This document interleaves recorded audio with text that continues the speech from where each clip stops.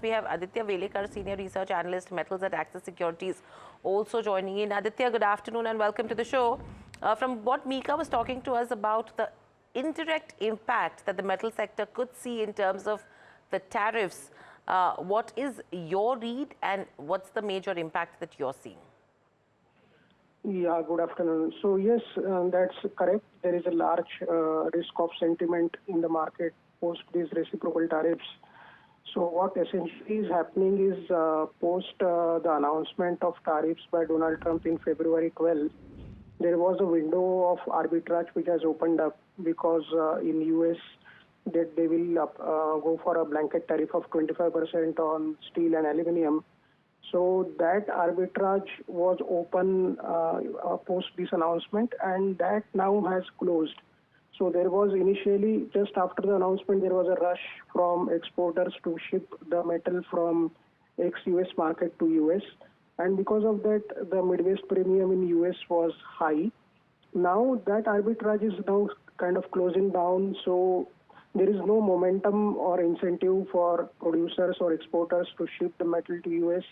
And also because of these reciprocal tariffs, the overall question mark on the midterm demand visibility for the base metals and to a certain extent even steel is arising. And the kind of demand indicators from US, they are also they are not generating any confidence. So recently, if you see the February manufacturing PMI has fell by 2.5 points to 50.2, and March consumer index in US has also declined by 7.2 points to 92.9. So this indicates that the demand in US could take a hit, and if that happens, if the overall US dollar weakness and Fed trajectory will be also under question. So apart from that, because of these reciprocal tariffs, the Southeast Asian countries which were the major exporting nations for aluminium and other base metals, that that metal will also have to redirect it to some other locations. So all these things are supply chain disruptive, and the kind of overall risk of sentiment has led to the reaction in the metal stocks which we are seeing today. Aditya, Mika joining this side. So, do you expect, base metals as well as steel prices globally to, be on the downside for the short term? And if yes, what is the kind of correction we could see in commodity metal prices? I can't quantify the exact quantum of correction, but yes, we can see definitely a downside from the current levels, especially for the base metals, means the kind of rally which we have seen for aluminium, copper, zinc. So already the prices were at a high level, and in last couple of days the prices have corrected, and they may correct further. Ultimately, everything boils down to the demand dynamics, and if all these reciprocal tariffs leads to demand destruction, then yes, that kind of scenario can be developed where the aluminium prices and all other base metal prices can go further down, maybe up to a level of, for aluminium, for example, it can go down to 2,200 or below that.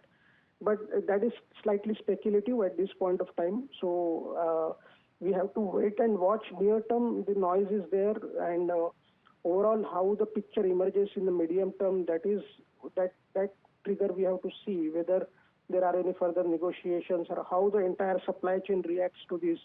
How especially China fits into this equation, and how China will ship its metal, what kind of actions it takes with regard to its domestic consumption, and all those things we will have to wait and watch. So as of now, speculative, but yes, downside risk for the entire metal complex persists. Got it. Aditya, last two questions. One, so you've seen a steep correction in metal counters today. Do you think this is an opportunity to buy? And if you had to, what would you prefer, ferrous or non-ferrous space? Yeah, I mean, it's slightly premature as of today to invoke a buy call, but valuations are not very lucrative at this level also. Maybe at a mid-cycle level. So if the stocks correct further, we can think of taking a position. But overall, it's better to be at a risk-off side rather than taking aggressive positions and going long, because as I just described, the medium-term scenario, we have to wait and watch whether the demand destruction happens. And as compared, if we have to take a preference, then yes, steel is slightly looks better placed in this scenario. There are a couple of reasons. Number one is coking coal prices have corrected and are in the range of $170 to $177 per ton, which is good, and the spot spreads are bottoming out. And also, steel is slightly localized commodity. It's not largely, it depends upon the localized regional trade dynamics. So as compared to aluminium and other base metals which have rallied and are in a correction phase, the steel prices, if you have seen, they have steel mills have taken steel price hikes of to the tune of 2,000 rupees per ton recently. So the safeguard duty of 12%, which have been announced by the government, that also protects to some extent the impact of dumping from other countries on the domestic steel mills. But the risk persists, especially from China and other Southeast Asian nations for steel also. So if you take a comparison for as compared to base metals, steel looks slightly okay. But we are not in a hurry to generate a buy call at this point of time.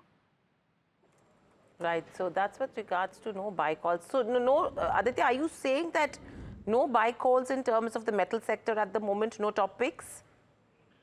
We have top picks, but what I'm saying is that we will not initiate a fresh long position at this point of time. Got it. So whoever are long, they can stay long. Otherwise, no. Absolutely. No fresh position should be taken in terms of the metal sector as a whole. Thank you so much for joining us on the show and sharing the views. So clear answer coming in over here is no metal stocks to be taken in terms of fresh positions.